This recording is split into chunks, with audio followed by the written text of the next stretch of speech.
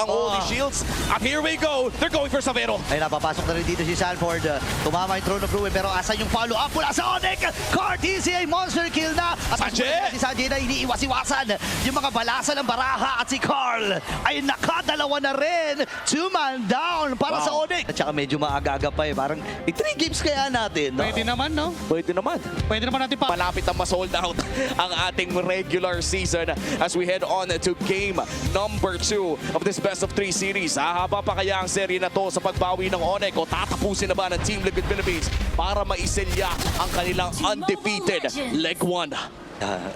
Sa ngayon nakatutok yung aking mata dito sa mga junglers natin eh. King Kong nakita natin even sa Civil Qualifiers, isa talaga to sa mga spammy hero niya eh. Yes. Pero may mga magaganap kagad dun sa may bandang gitna. Pinoforce nila yung flicker, pero hindi mo nagagamitin ni Brusco. Pero dahil doon naramdam natin kagad yung early pressure na naibibigay ng duo mid dito sa TL. Ibang klase talaga yung pressure na binibigay ng isang Zushin kasabay na Hyros. Even the Croc, ito yung literal na rason kung bakit napakalakas pa rin ng Zushin sa ating meta. Uy, teka lang, bawal magdikit-dikit ha. Medyo social distancing po tayo kapag may Louie. Yun pa yung isang magandang kayang ibigay ng Louie. Kasi kapag mag-group up ang Team Liquid Philippines, spam lang ng duality ay kaya niyang mag-dish out ng damage na kaya din niyang mag-destabilize ng formation ng Team Liquid Philippines.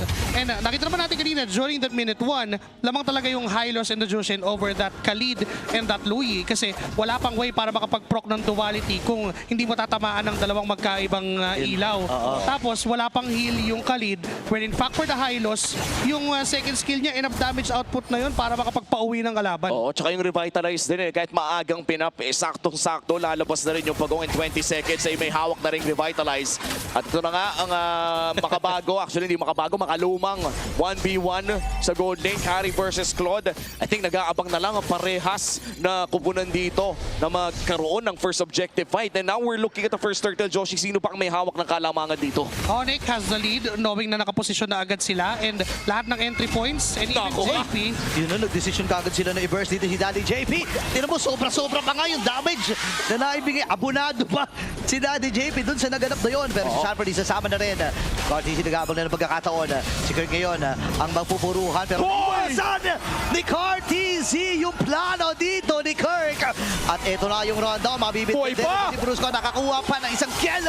At magiging dalawa pa para kay Carlito. Aago pa nga sila ng purple buff. At ipopoke pa nila si Super Friends. Ang daming nakuha ng Team Liquid Philippines para sa presyo ng isa. May nakala ko lamang na ang Onyx doon nung napitas sila si JP. The good thing that they did is they tried to pick off JP bago pa man magka-turtle. Napakaganda nun for Onyx Philippines. But for Team Liquid Philippines, na-realize nila, okay, wala ng Deadly Magic. So pwede tayong bumabad. Sanford and Cartesi just know that walang damage output na kayang pumatay sa kanila at the moment. And the mobility from the Suyu, napakahalaga nun on that team fight. Oh my gosh, alam nila level 3 lang eh. Ang masakit doon pre, nagamit pa yung flicker. Medyo double bukol si Brusco doon ha. Oo, yun yung isa sa mga pwedeng pinakamasamang nangyari sa kanilang early game so far. Flicker Bird for a Khalid, nakaka-level 4 pa lamang. Sayang no, yun yung mga panggulat play kasi. Kaya sa tingin ko yung Onyx right now, is it viable na medyo play safe muna? Teka lang, ayaw nila. Si Sanford ang bibigyan pero buhay pa ba? Hindi! Kasi nandun yung Throne of Ruins para kitilin ang buhay niya. Viable pa naman if you're gonna ask us about that. Kasi if you are Onyx Philippines, malaki din yung value ng diversion mo. You can actually surprise itong Team Liquid Philippines doon sa mga posibilidad na pwede nilang puntahan. Okay, Brusco, alam nila na walang flicker to! Nabilangan min sa may get out! Hindi lang yung flicker, wala ding Raging Sandstorm. TLPH ang target ata nila ngayon. Walang iba kundi si Brusco.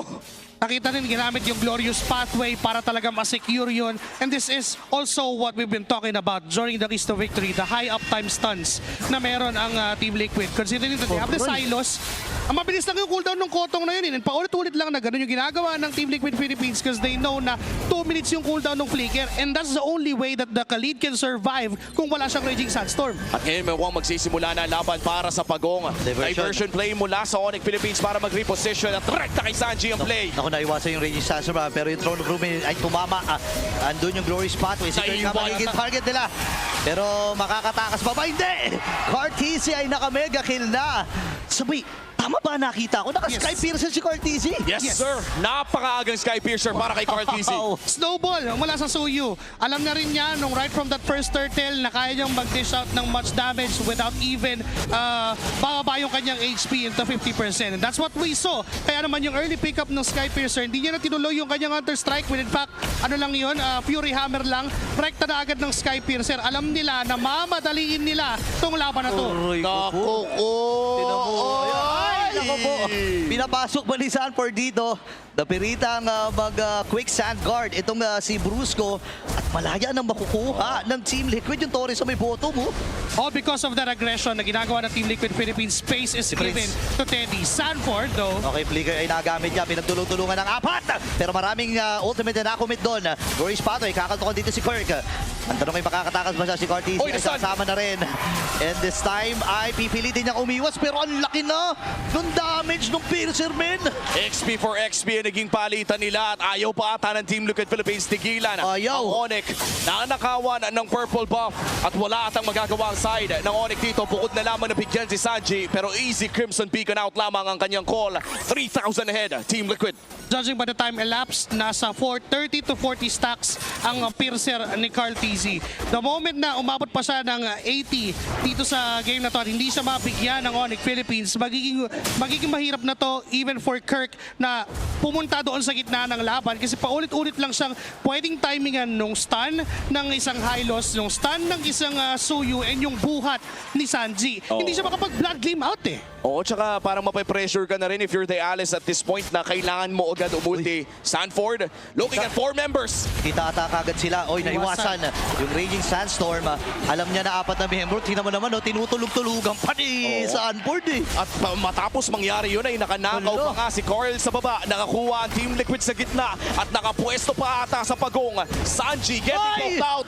Si JP lamang ang natamaan ng Throne of Ruin. Oh my gosh, parang hindi worth it yun kasi yung Throne of Ruins ay nagamit na.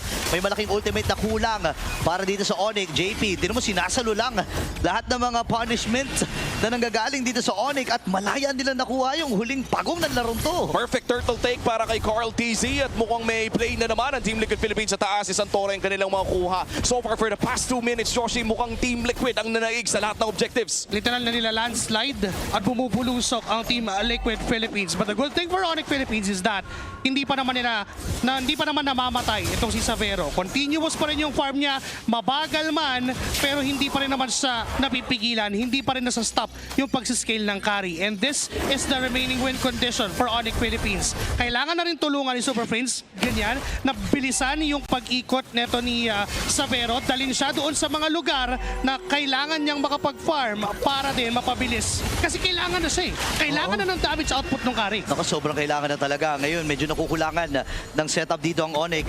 Ang sakit tumatama na. Yung mga Evil Queller, napakahapde. At si Teddy, nako, steady na naman sa kanyang pagbabasag. Tumatrabaho na lang si Teddy doon sa may bandang itaas. Makakakuha ng tore ang Onyx Philippines doon sa bottom lane matapos ang wave na inasikaso nila a few minutes ago. Pero sa ngayon, Team Liquid Philippines pa rin ang mahawak na malaking kalamangan ng 5,000. At para bang hindi na nila pinapalabas ang Onyx around those turrets, hindi makapasok sa gubat ang side ng Onyx. Ang hirap pumasok talaga niyan. Alam mo, hindi lang yan ang nahihirapan eh.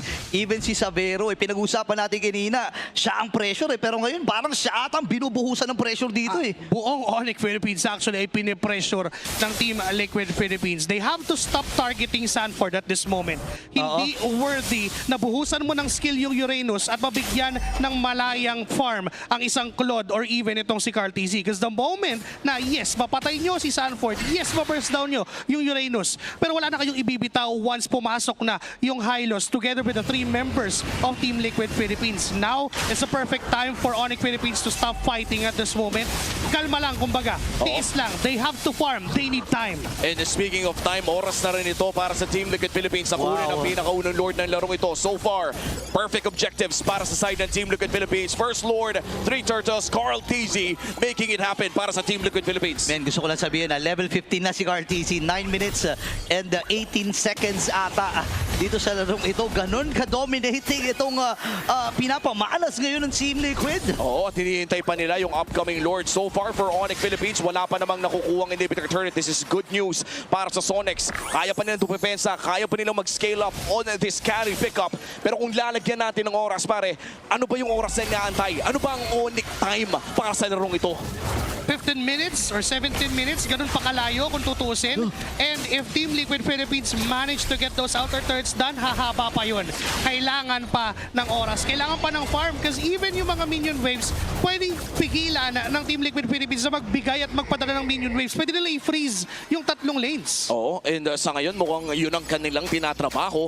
Pero mukhang makakadepensa naman sa mid lane ng side ng Onyx Philippines. Savero still very healthy in this game. 0-0 and 0. You would rather have that. Kung low kill score game, at least hindi namamatay yung gold laner nyo. Oo nga, no? Dito masasabi natin, parang kung titingnan mo, no, base dun sa KD, parang wala pang nagagawa itong dalawang gold laner. No? Pero kitang-kita kung ano yung laki ng kalamangan ni Teddy dito. No? Kung malaya siya nakakakuha ng farm, and even yung Trinity ay buo na rin sa kanya. Oh, no? that's one item differential. At sa pag-push dito ng Team Liquid Philippines, puputok ang Holy Shields. At here we go. They're going for Savero. Ay, napapasok na rin dito si Sanford. Tumama yung Throne of Ruin, pero asan yung follow-up mula sa Onyx? TCA monster kill na. At Sanjay! si Sanjay na iniiwas-iwasan. Yung mga balasa ng Baraha at si Carl ay nakadalawa na rin. 2-man down para sa Onyx. Sky Piercer making it happen para dito kay Carl TC. Wala man sila nakuha ng inhibitor turret, ay may nakuha silang dalawang kill. Hindi pa ata titigilin ng Team Liquid Philippines ang pag-push Ayaw. nila. They want mid lane. Kailangan makakuha sila ng isa. Ayaw talaga tantanan, pre. Andito si Savero at pumiprihit lang. Sinasalo lamang ni Sanford lahat ng damage. Pat na parang hindi nga bumabakat, men. Talagang naka-flex lang dito si Sanford against 4. Ito yung lamang ng Team Liquid Philippines. At 10k gold lead clearly reflects on what's happening sa mapa. Nandun yung damage output ng Onyx Philippines pero kulang pa rin talaga. Naipit na yung Team Liquid dun sa top lane. But then there are no casualties yet. Papasok ulit sila. Ilang Glorious Spotter yung nagamit. Pinipilit nila na umiwas si Savero. Ibitata si Kirk. Nagamit yung Nabuhat. kanyang... Naku ka! Naku po! TCA legendary na 8-0 in 1, ladies and gentlemen. At nandito na yung flex ng mga machong horse. Sanji ay nagamit din yung Crimson Beacon. 4 na miyembro na natitira para sa Onyx.